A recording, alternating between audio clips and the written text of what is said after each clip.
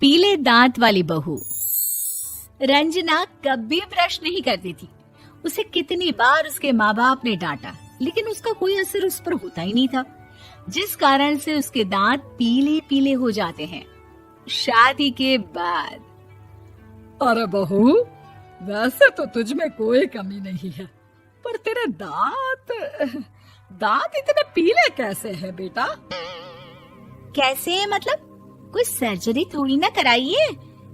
वो तो क्या नाम, मैं ब्रश नहीं करती थी तो पीले हो गए। अब क्या करूं? आप कहें तो लाल करवा लूं या फिर काले? यार ये क्या है, क्यों माँ से लड़ रही हो? लड़ रही हूँ? अरे मैं लड़ रही हूँ या ये बोल रही है कि दांत पीले हैं, पीले। अरे तपस्या थोड़ी ना की है इन्हें पीले करने के लिए। बकायदा ब्रश नहीं किया है 20 साल तक, तब जाकर। छी, कैसी बात कर रही हो?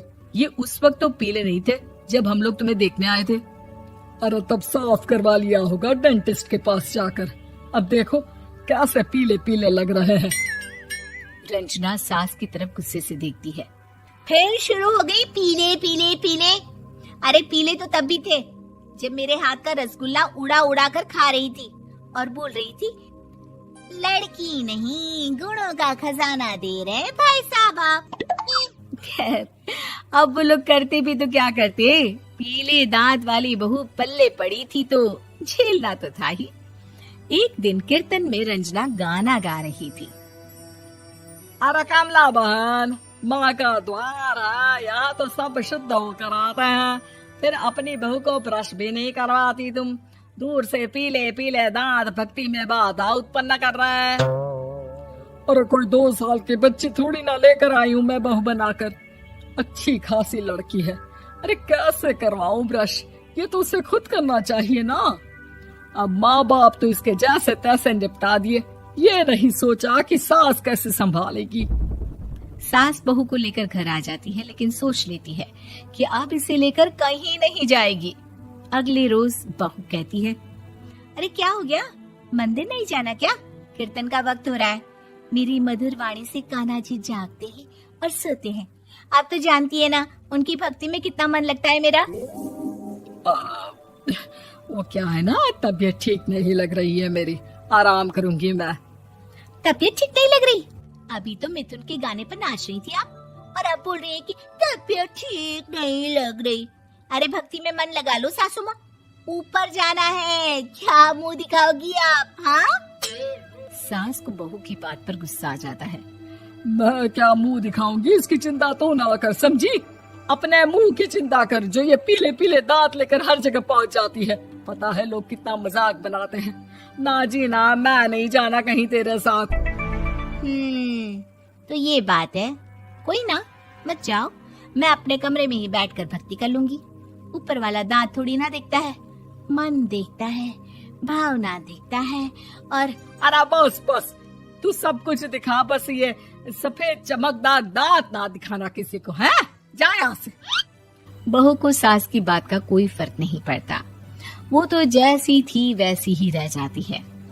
सुबह नहाकर किचन में खाना बनाना, फिर खाना खाना, कीर्तन भजन करना और सो जाना। एक दिन, माँ जी मैं सहेली के घर जा रही हूँ, शाम को लेट आऊंगी। हाँ हाँ तो जाना, मैंने कौन सा तेरी आरती करनी है घर पर बैठकर। रंजना सहेली के घर जाती है, जहाँ वो पार्टी में जाने की तैयारी कर रही होती है।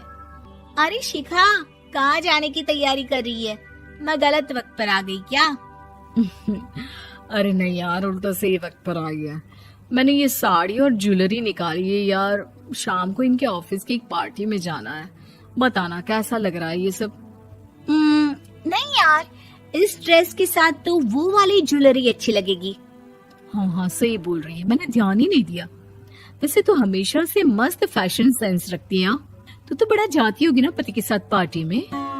रंजना कुछ नहीं बोलती, बस सोचती है कि यार काश ये बात सही हो जाती, पर मैं क्यों नहीं जाती पार्टी में? क्या इन लोगों की कोई पार्टी होती नहीं होगी?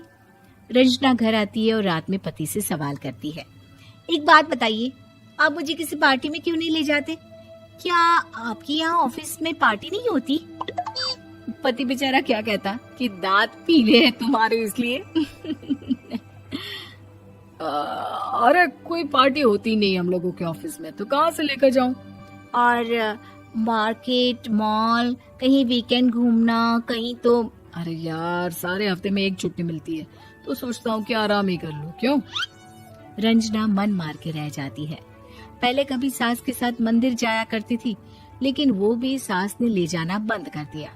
घर बैठी बैठी रंजना बोर हो जाती है। तभी उसे आइडिया आता है और वो मायके जाने का सोचती है। सासू माँ, 2 दिनों के लिए मम्मी के घर जा रही हूँ। अच्छा ठीक है, आराम से जा। और हाँ, माँ से कुछ अच्छी आदत सीख कर आना कि कैसे शरीर के हर भाग की तरह दांतों की सफाई भी जरूरी होती है, समझी? शुरू हो गई ना आप।